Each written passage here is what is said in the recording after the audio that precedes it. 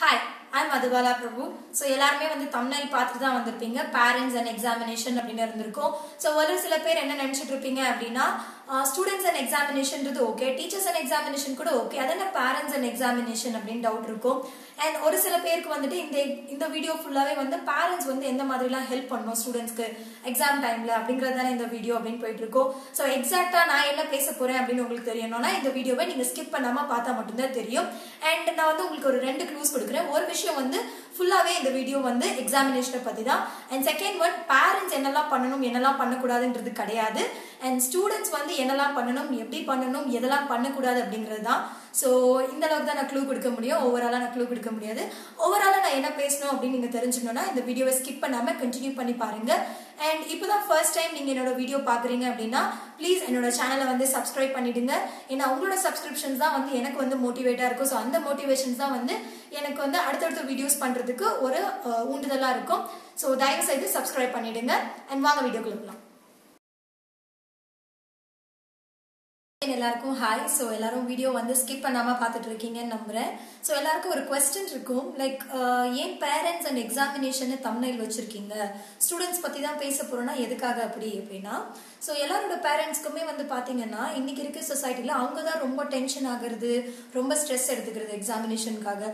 So அவங்க செய்ய வேண்டிய விஷயம் என்ன அவங்களோட ஸ்டூடெண்ட்ஸ்க்கு இல்லை அவங்களோட பசங்களுக்குன்னா, ஸோ அவங்களோட ஸ்ட்ரெஸ் அண்ட் டென்ஷனை கொண்டு போய் அவங்க கிட்ட கொடுக்காம இருக்கிறது தான். ஏன்னா ஸ்டூடெண்ட்ஸ்க்கு ஜெனரலாவே அவங்க நல்லா படிக்கிறவங்களா இருக்கட்டும், இல்ல படிக்காதவங்களா இருக்கட்டும், இல்ல நல்ல பெரிய பசங்களா இருக்கட்டும், இல்ல சின்ன குழந்தைங்களா இருக்கட்டும், யாருக்கா இருந்தாலும் ஸ்ட்ரெஸ் இருக்கும். ஸோ இவங்க வேற கொண்டு போய் கொடுத்து அதுவே அவங்களோட பெர்ஃபார்மன்ஸை பாதிக்கும். ஸோ அதை அவங்க தெரிஞ்சுக்கணும் அப்படிங்கிறதுக்காண்டி தான் இந்த தம்ப்நெயில் கொடுத்தேன். ஏன்னா இந்த தம்ப்நெயில் பார்த்தோன்னே அப்படி இருக்கிற பேரண்ட்ஸ் கண்டிப்பா உள்ள வருவாங்க. லைக் என்னோட ஸ்டூடெண்ட்டுக்கு இல்லை என்னோட குழந்தைக்கு நான் எந்த மாதிரி வந்து ட்ரைனிங் கொடுக்கணும் எக்ஸாம் அட்டென்ட் பண்றதுக்கு அப்படின்னு உள்ள பார்க்க வருவாங்க. ஸோ அவங்க இதை தெரிஞ்சுக்கணுன்றதுக்காண்டி தான் அந்த மாதிரி தம்ப்நெயில் கொடுத்தேன்.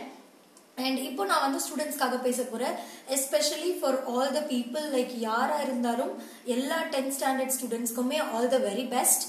அண்ட் வந்து பாத்தீங்கன்னா எல்லாருக்குமே வந்து நான் சொல்லக்கூடிய முதல் விஷயம், எக்ஸாமினேஷன் அப்படிங்கிறது வந்து உங்களோட மெமரியை டெஸ்ட் பண்ணுது, உங்களோட இன்டெலிஜென்ஸை கிடையவே கிடையாது.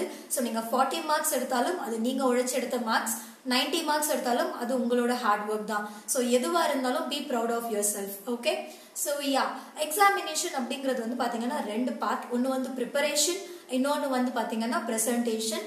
ஸோ ப்ரிப்பரேஷன்ல என்ன அப்படின்னு பாத்தீங்கன்னா 2 ஸ்டேஜ் இருக்கு. ஃபர்ஸ்ட் திங் வந்து preparation before entering the exam hall. அதாவது நீங்க எக்ஸாம் ஹால் போறதுக்கு முன்னாடி நீங்க என்னென்ன ப்ரிப்பரேஷன் பண்ணணும் அப்படின்னா, ஃபர்ஸ்ட் விஷயம் management of stress. Management of stress அப்படின்னு நான் மீன் பண்றது என்ன அப்படின்னா, ஒருத்தர் வந்து எக்ஸாம் அட்டென்ட் பண்ண போறான் அப்படின்னா அவன்கிட்ட போயிட்டு நீ காமா இரு, ரிலாக்ஸ்டா இரு, உன்னால முடிஞ்ச பெஸ்ட்டை கொடு, பாசிட்டிவா இரு, இந்த உலகத்துல முடியாது இல்லை அப்படின்னு அந்த மாதிரிலாம் போய் கடுப்படிக்காதீங்க. செம்ம டென்ஷன் ஆகும். ஸோ அதெல்லாம் பண்ணாதீங்க. ஏன்னா 10th எக்ஸாம் அப்படிங்கிறது நம்ம லைஃப்ல நடக்கிற ஃபர்ஸ்ட் டேர்னிங் பாயிண்ட். அவன்கிட்ட போய் இப்படிலாம் பேசிங்கன்னா செம்ம கடுப்பாயிடுவான். ஸோ முக்கியமா இந்த இடத்துல வந்து ஸ்ட்ரெஸ் அப்படிங்கிறது நல்ல விஷயம். ஏன்னா பயம் இருக்கிற இடத்துல தான் நல்ல வேலை நடக்கும். பட் ஆனால் அது எந்த மாதிரி ஸ்ட்ரெஸ் அப்படின்னு பார்த்துக்கோங்க. யூ ஸ்ட்ரெஸ்ஸா இருந்தா பெட்டர், டிஸ்ட்ரெஸ்ஸா இருக்கிறது கரெக்டான விஷயம் கிடையாது. யூ ஸ்ட்ரெஸ் அப்படிங்கிறது வந்து பாத்தீங்கன்னா உங்களோட கோல் செட் பண்ணி, அதாவது நான் நல்ல மார்க்ஸ் எடுத்தால் தான் நல்ல குரூப்ஸ் எடுக்க முடியும், நான் என்னோட ஆம்பிஷன் அச்சீவ் பண்ண முடியும், என் பேரண்ட்ஸ்க்கு ரொம்ப ப்ரௌடா இருக்கும், இந்த மாதிரி நீங்க திங்க் பண்றது, பாசிட்டிவா திங்க் பண்றது வந்து யூ ஸ்ட்ரெஸ். ஸோ அது நல்ல ஸ்ட்ரெஸ். டிஸ்ட்ரெஸ் அப்படிங்கிறது, அதாவது எக்ஸாம்ல இருந்து நீங்க எப்படிலாம் ஜகா வாங்கலாம், இல்ல நெகட்டிவ் தாட்ஸ், நான் ஃபெயில் ஆயிடுவேன், அப்படி போயிடும் இப்படி போயிடும், அந்த மாதிரி நெகட்டிவ் தாட்ஸ் இது எல்லாமே இருந்துச்சுன்னா அதெல்லாம் வந்து எடுத்துடுங்க. ஏன்னா டிஸ்ட்ரெஸ் அப்படிங்கிறது வந்து நல்ல விஷயம் கிடையாது. ஸோ நீங்க டிஸ்ட்ரெஸ்ல இருந்தீங்கன்னா யூஸ்ட்ரெஸ்ஸா சேஞ்ச் பண்ணிக்கோங்க. ஓகே, அண்ட் இப்போ நீங்க வந்து யூஸ்ட்ரெஸ்ல இருக்கீங்களா இல்ல டிஸ்ட்ரெஸ்ல இருக்கீங்களா அப்படிங்கறத நீங்க கமெண்ட் பாக்ஸ்ல மென்ஷன் பண்ணுங்க. அண்ட் செகண்ட் விஷயம் வந்து பாத்தீங்கன்னா proper food and sleep. So proper food and ஸ்லீப்னு சொல்லும்போது எல்லாரும் வந்து பால் குடி, தயிர் சாப்பிடு, வாழைப்பழம் சாப்பிடு, ஃப்ரூட் சாப்பிடு, வெஜிடபிள் சாப்பிடுன்னு ரொம்ப நை நச்சரிப்பாங்க. ஸோ அதெல்லாம் எதுவுமே பண்ண வேண்டாம். நீங்க எப்பவுமே எடுத்துக்கிற ஃபுட்டு மட்டும் எடுத்துக்கிட்டா போதும். ஆனால் சஃபிஷியன்டான அளவுக்கு எடுத்துக்கோங்க. அதாவது ரொம்ப ஓவராகவும் எடுத்துக்காதீங்க, ரொம்ப கம்மியாகவும் எடுத்துக்காதீங்க. போதுமான அளவுக்கு ஃபுட்டு, ஸ்லீப் ரெண்டுமே எடுத்துக்கோங்க. சரியா? ஏன்னா எக்ஸாம் டைம்ல நிறைய பேரண்ட்ஸ் வந்து இல்ல நிறைய ரிலேட்டிவ்ஸ் என்ன சொல்லுவாங்கன்னா, காலையில எழுந்திரிச்சு படிக்கணும், நைட்டு ரொம்ப நேரம் படிக்கணும் அப்படின்லாம் சொல்லுவாங்க. ஸோ உங்களோட பிசிக்கல் ஹெல்த் நல்லா இருந்தால் தான் உங்களோட மென்டல் ஹெல்த் நல்லா இருக்கும். ஏன்னா எக்ஸாமினேஷன் அப்படிங்கிறது வந்து பாத்தீங்கன்னா ஒரு மென்டல் கேப்பபிலிட்டி, அதாவது பிசிக்கலா செய்யக்கூடிய ஒரு விஷயம் கிடையாது, ஒரு மென்டலா செய்யக்கூடிய ஒரு விஷயம். ஸோ உங்களோட பிசிக்கல் ஹெல்த்தை நல்லா ஹெல்த்தியா பார்த்துக்கோங்க. ப்ராப்பரான ஃபுட் அண்ட் ப்ராப்பரான ஸ்லீப் கண்டிப்பா எடுத்துக்கணும். அண்ட் தேர்ட் விஷயம் என்ன அப்படின்னா செலக்டிங் ஆஃப் சாப்டர்ஸ், அதாவது நீங்க படிக்கக்கூடிய விஷயங்கள் எந்த சப்ஜெக்டா இருந்தாலுமே உங்களோட போர்ஷன்ஸை சிலபஸை ஒரு தடவை பாருங்க. பார்த்துட்டு நான் எதெல்லாம் படிக்க போறேன், இதெல்லாம் ரிஜெக்ட் பண்ண போறேன் அப்படிங்கறத செப்பரேட் பண்ணி வச்சுக்கோங்க. அண்ட் ரிஜெக்ட் பண்றது அப்படின்னு முடிவு பண்ணிட்டீங்க அப்படின்னா லைக் ஒரு சாப்டர்ல பாதி படிக்கிறது பாதி விட்டுறது அந்த மாதிரி ரிஜெக்ட் பண்ணாதீங்க. 10 சாப்டர் இருக்கு, 5 சாப்டர் தான் படிக்க முடியும்னா 5 சாப்டரையும் ஃபுல்லா படிங்க. சோ தட் எந்த கொஸ்டின் அந்த சாப்டர்ல இருந்து வந்தாலும் உங்களால அட்டென்ட் பண்ண முடியும். பாதி பாதியா படிக்காதீங்க. அண்ட் என்னோட இன்னொரு சஜஷன் என்ன அப்படின்னா நீங்க சாப்டர்ஸை சூஸ் பண்ணும்போது ஒரு சப்ஜெக்ட்லயும் ஒரு சாப்டர்லயும் வந்து பாத்தீங்கன்னா 1 மார்க்ஸும் இல்லைன்னா வந்து இந்த 10 மார்க்ஸ் 15 மார்க்ஸ் கொஸ்டின்ஸ் இருக்கு இல்லையா. ஸோ இதெல்லாம் வந்து எது ஜாஸ்தியா வரும் அப்படின்னு வந்து உங்களுக்கு ஒரு ப்ளூ பிரிண்ட் கொடுத்துருப்பாங்க. ஸோ அந்த மாதிரி சாப்டர்ஸ் சூஸ் பண்ணி படிங்க. அண்ட் செகண்ட் வந்து பாத்தீங்கன்னா எந்த சாப்டர்ஸ்ல உங்களுக்கு 1 marks 3 marks 5 marks 2 marks 10 marks 15 marks இந்த மாதிரி எல்லா மார்க்ஸ் கொஸ்டின்ஸும் வருதோ அந்த சாப்டர்ஸையும் சூஸ் பண்ணி கவர் அப் பண்ணிடுங்க. ஸோ தட் உங்களுக்கு வந்து மார்க்ஸ் ஸ்கோர் பண்றது ரொம்ப ஈஸியா இருக்கும், எக்ஸாம்ஸ் அட்டென்ட் பண்றது ரொம்ப ஈஸியா இருக்கும். ஓகே. அண்ட் நெக்ஸ்ட் விஷயம் பாத்தீங்க அப்படின்னா time and place of learning, அதாவது படிக்கணும்னு தெரிஞ்சிடும், சாப்டர்ஸ் சூஸ் பண்ணிடும், ஆனா நம்ம நாளைக்கு படிக்கலாம், காலையில படிக்கலாம், மத்தியானம் படிக்கலாம் போஸ்ட் பண்ணிட்டே இருப்போம். ஸோ அப்படி செய்யாதீங்க. ஏன்னா எந்த டைம்ல படிக்கிறோம் அப்படிங்கிறது முக்கியம் கிடையாது, எந்த இடத்துல படிக்கிறோன்றது முக்கியம் கிடையாது, அது எல்லாமே உங்களோட பிலீஃப். ஸோ படிக்கணும், அந்த ஹோல் படிச்சா மட்டும்தான் எக்ஸாம்ஸ் எழுத முடியும். ஸோ சும்மாவே நீங்க காலையில எழுந்துட்டு புக்கை வச்சிருந்தா எதுவுமே தானா வந்து உங்களுக்கு மெமரைஸ் ஆகி உங்களால பெர்ஃபார்ம் பண்ண முடியாது. ஸோ எப்படி பார்த்தாலும் படிக்கணும். என்னோட சஜஷன் என்ன அப்படின்னா ஏர்லி மார்னிங் படிச்சீங்கன்னா கொஞ்சம் பெட்டரா இருக்கும். ஏன்னா ஏர்லி மார்னிங் அப்படிங்கிறது வந்து பாத்தீங்கன்னா ரொம்ப சைலண்டா பீஸ்ஃபுல்லா இருக்கும், டிஸ்ட்ராக்ஷன் வந்து கம்மியா இருக்கும், அட்டென்ஷன் பவர் கான்சென்ட்ரேஷன் பவர் ஜாஸ்தியா இருக்கும். ஸோ அதனால காலையில படிக்கிறது பெஸ்ட் விஷயம். ஸோ நீங்க காலையில எழுந்திருக்க முடியல அப்படின்னா நைட் படிங்க. ஸோ ரெண்டுமே முடியாது, நான் நார்மல் டைம்லேயே படிச்சுக்கிறேன்னா it's up to you. But ஆனா எது படிச்சாலுமே எஃபிஷியண்டா படிங்க. 1 hour படிச்சாலும் ஃபுல் மைண்டடோட படிங்க. ஓகே. அண்ட் நெக்ஸ்ட் விஷயம் என்ன அப்படின்னா finally method of learning. So இது வந்து நிறைய பேர் கேட்பாங்க, என்ன மாதிரி மெத்தட்ஸ் நான் யூஸ் பண்ணா நல்ல மார்க்ஸ் ஸ்கோர் பண்ண முடியும் அப்படின்னு கேட்பாங்க. ஸோ ஆல்ரெடி நீங்க யூஸ் பண்ற மெத்தட், அதாவது சின்ன வயசுல இருந்து நீங்க என்ன மெத்தட் யூஸ் பண்ணி படிச்சுட்டு இருக்கீங்களோ அதுவே பண்ணுங்க. புதுசா எந்த மெத்தடும் ட்ரை பண்ணி சொதப்ப வேண்டாம். எஸ்பெஷலி இப்போ வந்து எக்ஸாம் டைம்ல பண்ண வேண்டாம், ஏன்னா ரொம்ப கம்மி டைம் தான் இருக்கு. அண்ட் 10th வேற ஷெட்யூல் வந்து ரிலீஸ் பண்ணிட்டாங்கன்னு நினைக்கிறேன். ஸோ இருக்கிற அந்த கொஞ்சம் டைமை கரெக்டாக எஃபிஷியண்டாக யூஸ் பண்ணுங்க. ஓகேவா. ஸோ என்னோட சஜஷன்ஸ் என்ன அப்படின்னா மெத்தட் ஆஃப் லேர்னிங்ல நீங்கள் வந்து குரூப் ஸ்டடி பண்ணலாம். ஏன்னா குரூப் ஸ்டடி பண்ணும்போது உங்களுக்கு தெரிஞ்ச ஒரு விஷயத்தை நீங்கள் மற்றவங்களுக்கு ஷேர் பண்ணும்போது உங்களுக்கு இன்னும் ஆழமாக பதியும். அண்ட் அது மட்டும் இல்லாமல் மற்றவங்களுக்கும் அது கொஞ்சம் யூஸ்ஃபுல்லாக இருக்கும்.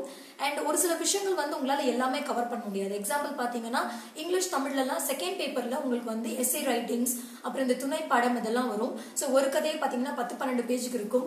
அது எல்லாத்தையும் நம்மளால உட்காந்து படிக்க முடியாது டைம் இல்லாதனால. ஸோ நீங்க குரூப் ஸ்டடி பண்ணும்போது ஆளுக்கு ஒரு கதை படிச்சீங்க அப்படின்னா ஈஸியா கவர் அப் பண்ணிடலாம். ஸோ எல்லாருக்கும் எல்லா கொஸ்டின்ஸும் அட்டென்ட் பண்ண முடியும். அண்ட் வேற என்ன மாதிரி மெத்தட்ஸ் அப்படின்னா ஒரு விஷயம் நீங்க வந்து காதால கேட்டு கண்ணால பார்த்து பிசிக்கலா ஆக்டிவா பண்ணும்போது இன்னும் ஆழமா ஈஸியா பதிஞ்சிடும், மெமரைஸ் ஆயிடும். ஸோ கஷ்டப்பட்டு நீங்க வந்து சொல்லிக்கிட்டே எழுதிக்கிட்டே நீங்க வந்து மெமரைஸ் பண்ணணும்னு அவசியம் இல்லை. ஸோ பிக்சர்ஸ் வச்சு நீங்க படிக்கலாம், இல்ல கோட் வேர்ட்ஸ் வச்சு கீவேர்ட்ஸ் வச்சு ஒரு ஸ்டோரி மாதிரி, இல்ல நீங்க வந்து மைண்ட் மேப் போட்டு அந்த மாதிரி எந்த மாதிரியான மெத்தட்ஸ் வேணாலும் நீங்க யூஸ் பண்ணலாம். It's up to you. நீங்க எந்த மெத்தட் யூஸ் பண்ணாலுமே சரி, உங்களுக்கு எது கம்ஃபர்டபுளா இருக்கு, உங்களுக்கு எது வந்து ஒர்க் அவுட் ஆகுதுன்னு பார்த்து பண்ணுங்க. அவ அதை பண்றா அதனால நானும் இது பண்ணேன் ஆனா எனக்கு இது ஒர்க் அவுட் ஆகலன்னு சொல்லாதீங்க. ஏன்னா எல்லாருமே வந்து யூனிக்.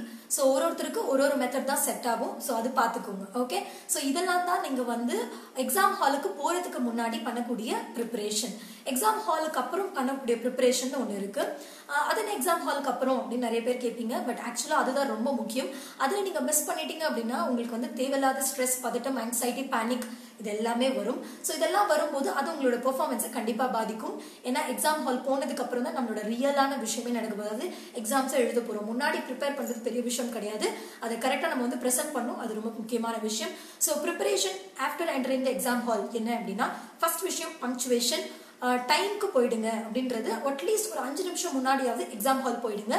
5 நிமிஷத்துக்கு முன்னாடி ஏன் போகணும் அப்படின்னா ஸோ லாஸ்ட் மினிட்ல போனீங்க அப்படின்னா எக்ஸாம் ஹாலை தேட வேண்டியிருக்கும், எக்ஸாம் ரூமை தேட வேண்டியிருக்கும், இல்லை நம்பர்ஸ் நீங்க தேட வேண்டியிருக்கும், இந்த மாதிரி நிறைய கன்ஃபியூஷன்ஸ் இருக்கும். ஸோ நீங்க லேட்டா போயிட்டீங்கன்னு வச்சுக்கோங்களேன், உங்களோட இன்விஜிலேட்டர் வந்து கண்டமேனிக்கு திட்டுவாரு. ஸோ அது வந்து உங்களுக்கு ரொம்ப அப்செட்டா இருக்கும். அது நமக்கு வந்து விளங்கின மாதிரி தான் அப்படின்ற மாதிரி ஒரு தாட் வந்துடும். ஸோ அதனால ஒரு 5 நிமிஷம் அட்லீஸ்ட் ஒரு 5 நிமிஷம் முன்னாடியே போயிடுங்க. ½ an hour 1 hour நான் சொல்லலை, ஓகேவா? அண்ட் அடுத்த விஷயம் வந்து பாத்தீங்க அப்படின்னா செக் ரிக்வயர்ட் ஐட்டம்ஸ். அதனால செக் ரிக்வயர்ட் ஐட்டம்ஸ் அப்படின்னா எக்ஸாம் ஹாலுக்கு போறதுக்கு முன்னாடி எக்ஸாம் ஹால் டிக்கெட் இருக்கா அப்படின்றத செக் பண்ணுங்க. அதுக்கப்புறமேட்டு உங்களுக்கு தேவையான pens, pencils, scale, sharpener, rubber அந்த மாதிரி எல்லா ஐட்டம்ஸும் இருக்கான்னு செக் பண்ணிக்கோங்க. அண்ட் ஒரு வகையில நீங்க 5 நிமிஷம் போறது, அதாவது முன்னாடியே போறது பெட்டரான விஷயம். அப்பதான் உங்களோட ஃப்ரெண்ட்ஸோட நீங்க பார்க்க முடியும். ஸோ நீங்க ஃப்ரெண்ட்ஸை பார்க்கும்போது அவன் வந்து ஜாமெட்ரி பாக்ஸ் வச்சிருக்கானா, அப்பதான் உங்களுக்கு ஞாபகம் வரும், ஓகே இன்னைக்கு மேக்ஸ் எக்ஸாம் நான் ஜாமெட்ரி பாக்ஸ் கொண்டு வந்திருக்கணும். சப்போஸ் கொண்டு வரல அப்படின்னா வேற ஏதாவது ஒரு வகையில நீங்க அரேஞ்ச் பண்ணிக்க முடியும். ஏன்னா அப்போ வந்து உங்களுக்கு எக்ஸாம் டைம் போயிட்டு உங்களுக்கு ஆன்சர் தெரிஞ்சு ஜாமெட்ரி பாக்ஸ் இல்லை அப்படின்னா அப்புறம் நீங்க வந்து எப்படி ஆன்சர்ஸ் எழுத முடியும்? ஸோ இல்லையா, அதனால ரிக்வயர்ட் ஐட்டம்ஸ் இருக்கா, அதாவது உங்க எக்ஸாமுக்கு தேவையான ஐட்டம்ஸ் உங்ககிட்ட இருக்கா அப்படிங்கறது செக் பண்ணிட்டு எக்ஸாம் ஹால் போங்க. அண்ட் அடுத்த விஷயம் என்ன அப்படின்னா ரிசீவிங் த ஆன்சர் புக்லெட். அதாவது ஒரு ஆன்சர் புக்லெட் தான் நீங்க வந்து ஃபர்ஸ்ட் வாங்குவீங்க கொஸ்டின் பேப்பருக்கு முன்னாடி. ஸோ ஆன்சர் புக்லெட் நீங்க வாங்கின உடனே என்ன பண்ணணும் அப்படின்னா ஃபர்ஸ்ட் அதை ஃபில்அப் பண்ணிடுங்க. அதாவது உங்க நேம், அதுல உங்க டேட் ஆஃப் பர்த், அதுக்கப்புறம் என்ன சப்ஜெக்ட், உங்களோட ரோல் நம்பர், இது எல்லாமே ஃபில்அப் பண்ணிடுங்க. ஏன்னா இப்போ நீங்க நல்லா எக்ஸாம்ஸ் எழுதி நீங்க பாஸ் பண்ணிருக்கீங்க அப்படின்னா உங்களோட ரோல் நம்பர் தப்பா இருந்துச்சுனாலோ இல்லை நீங்க மிஸ் பண்ணிட்டீங்கனாலோ உங்களோட ரிசல்ட் வந்து பப்ளிஷ் பண்ண முடியாது. ஸோ இந்த மாதிரியான தேவையில்லாத அன்வான்டான விஷயங்கள் நமக்கு இதுக்கு ஆல்ரெடி நமக்கு நிறைய பிரச்சனை இருக்கும்போது, ஸோ அதனால நீங்க ஆன்சர் புக்லெட்டை வாங்கின உடனே அது எல்லாத்தையுமே ஃபில் பண்ணிடுங்க. அண்ட் அடுத்த விஷயம் கொஸ்டின் பேப்பர். ஸோ எல்லாரும் சொல்றது என்ன அப்படின்னா கொஸ்டின் பேப்பரை பொறுத்த வரைக்கும் கொஸ்டின் பேப்பரை வாங்கின உடனே ஃபுல்லா ஸ்கேன் பண்ணிடு அப்படின்னு சொல்லுவாங்க. எதுக்காக அப்படின்னா நம்ம எல்லா கொஸ்டின்ஸையும் தெளிவா படிச்சு பார்த்தா மட்டும்தான் நமக்கு ஆன்சர் தெரியுமா தெரியாதான்றது நமக்கு தெரியும். ஏன்னா ஒரு சில கொஸ்டின்ஸை நம்ம விடுறதுக்கு சான்சஸ் இருக்கு. ஒரு சில மைன்யூட் வேர்டு வந்துட்டு ஒரு ஹோல் கொஸ்டினையே மாத்திடும். எஸ்பெஷலி பாத்தீங்கன்னா இந்த நாட் அப்படின்னு வரக்கூடிய கொஸ்டின்ஸ் எல்லாம் பாத்தீங்கன்னா ஒரு சின்ன விஷயம் தான், ஆனா அது கொஸ்டினையே மாத்திடும். ஸோ அதனால சொல்லுவாங்க. பட் என்னோட சஜஷன் பாத்தீங்கன்னா அப்படி பண்ணாதீங்க. நீங்க ஒரு கொஸ்டின் பேப்பரை முன்னாடியே படிக்கும் போது இது எனக்கு தெரியும் இது எனக்கு தெரியாதுன்னு செப்பரேட் பண்ணிட்டே வருவீங்க. அப்படி செப்பரேட் பண்ணிட்டு வரும்பொழுது உங்களுக்கு வந்து நிறைய கொஸ்டின்ஸ் வந்து தெரியாம இருந்துச்சு அப்படின்னா அதுவே உங்களுக்கு வந்து ஒரு அப்செட்டை கொடுக்கும். இல்லைன்னா அதுவே வந்து உங்களுக்கு வந்து ஒரு தேவையில்லாத ஒரு ஸ்ட்ரெஸ்ஸை, ஒரு பயத்தை உண்டாக்கும். அந்த பயம் தெரிஞ்ச கொஸ்டின்ஸையும் தெரியாம ஆக்கிடும். ஸோ அது வந்து இன்னும் பிரச்சனை ஆக்கிடும் உங்களுக்கு. அதனால அந்த மாதிரி பண்ணாதீங்க. பட் நீங்க வேற என்ன பண்ணலாம் அப்படின்னா என்னோட சஜஷன், நீங்க வந்து கொஸ்டின் பேப்பரை வாங்கின உடனே ஒரு ஃபர்ஸ்ட் சூஸ் இருக்கு அப்படின்னா எல்லா சூஸையும் படிச்சுட்டு அதை எழுத ஆரம்பிங்க. எல்லா ஃபில்லப்ஸையும் படிச்சுட்டு அதை எழுத ஆரம்பிங்க. அந்த மாதிரி ஒவ்வொரு ரோல் நம்பர் ஒரு பர்டிகுலர் கேட்டகரி இருக்கும் இல்லையா, அந்த கேட்டகரியை ஃபுல்லா வாசிச்சு பார்த்துட்டு கிளியரா அதுக்கப்புறம் எழுத ஆரம்பிங்க. ஸோ நீங்க கொஸ்டின்ஸை மிஸ் பண்ணாத மாதிரியும் இருக்கும். அட் த சேம் டைம் வந்து உங்களுக்கு ஸ்ட்ரெஸ் வராம நீங்க எல்லாத்தையுமே அட்டென்ட் பண்ண மாதிரியும் இருக்கும்.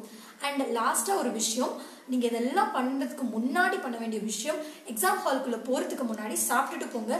சப்போஸ் சாப்பிடல அப்படின்னாலும் வாட்டர் பாட்டில் எடுத்துட்டு போங்க. ஏன்னா கொஸ்டின் பேப்பரை பார்த்தோன்னே நிறைய கொஸ்டின்ஸ் உங்களுக்கு தெரியல, இல்ல ஏதோ ஒரு வகையில நீங்க பதட்டம் ஆயிட்டீங்கன்னா உங்களுக்கு வந்து மயக்கம் வர்றதுக்கு இல்ல வாந்தி வர்றதுக்கு சான்சஸ் இருக்கு.